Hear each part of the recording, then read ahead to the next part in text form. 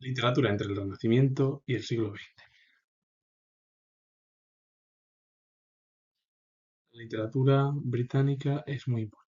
John Webster fue dramaturgo británico, perteneció a la época del monarca Jacobo I y la obra es La duquesa de Malfi de 1614.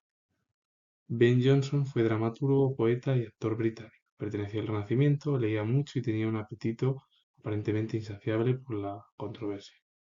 La obra Volpone o el Zorro de 1605. Los dos son figuras importantes de, bueno, pues, el Renacimiento, el Barroco anglosajón, bueno, pues, destacado en la cultura europea y que continúa siendo muy importante y bueno, la huella es por parte de la cultura anglosajona de la más destacada a nivel europeo y occidental. Y entre el barroco y bueno, pues, la ilustración, el neoclasicismo, aparecieron dos escritores británicos muy importantes. John Dryden fue poeta, crítico literario y dramaturgo británico. Dominó la vida literaria en Gran Bretaña durante la Restauración inglesa, que vino precedida tras la Revolución la Gloriosa de 1188, cuando cayó la monarquía, bueno, pues la figura del monarca Carlos I, y se implantó bueno, una especie de república, aunque no era una república, era una especie de dictadura con el general Cromwell en Gran Bretaña, hasta tal punto que llegó a ser conocida como la época de Dryden. La obra de Dryden, Estancias heroicas de 1650. Y Alexander Poe fue poeta británico, uno de los más conocidos en el siglo XVIII, destacó por sus traducciones de Homero, su edición de las obras de Shakespeare y por su poesía satírica, filosófica y moral. Obra El rizo robado, que bueno, fue de 1712, aunque el propio poeta Poe lo amplió en 1714. Más o menos esta es la literatura entre el Renacimiento y la Ilustración eh, británica, que además es muy importante y la huella es impresionante en todo el mundo occidental. Y bueno, entre el romanticismo y el realismo y los primeros años del siglo XX apareció la figura del poeta Swinburne, que bueno, pues fue poeta y crítico literario británico, perteneció a la época victoriana, próximo a la hermandad prerrafaelita, al decadentismo y al impresionismo. La obra de Allergon Charles Swinburne, Poemas y baladas de 1878, más muy importante en el siglo XIX británico. Charles Perrault fue escritor francés, cultivó la poesía galante, conocido por los cuentos infantiles como Caperucita Roja, El gato con botas, La Bella Durmiente, La Cenicienta, entre otras obras que muchas de ellas se han plasmado en el cine, es decir, en películas.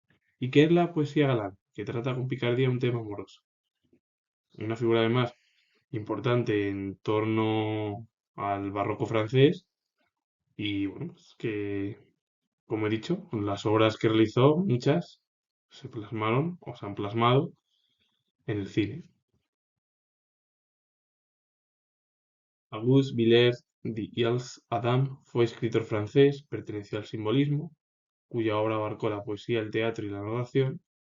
Obtuvo el título de conde Villiers y bueno, la obra de Villiers, Cuentos crueles de 1883. Figura además muy destacada en la segunda mitad del siglo XIX. Matteo Bandello fue escritor italiano, perteneció al Renacimiento, conocido por sus novelas que reelaboran el modelo de Giovanni Boccaccio.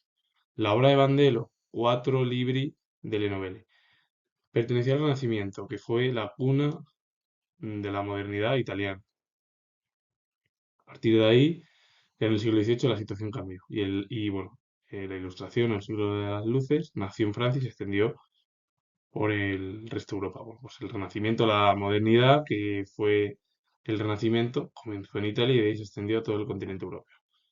Entonces, la cuna al final de el arte, el arte en general nació en Italia y se expandió por todo el continente.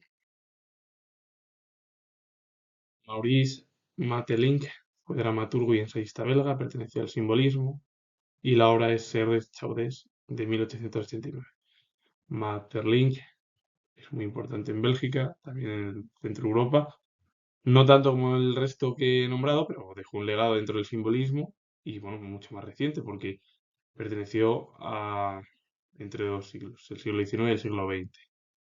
Y es verdad que la literatura mucha que he nombrado en Europa y en el otro lado del charco, es decir, en la otra parte del Atlántico, sobre todo en el mundo americano, es muy conocida, en España no tanto, ninguno es tan conocido y es verdad que aquí bueno, pues, llegó menos el ámbito artístico, sobre todo anglosajón, es verdad que el francés algo más, pero menos, muy poquito se conoce.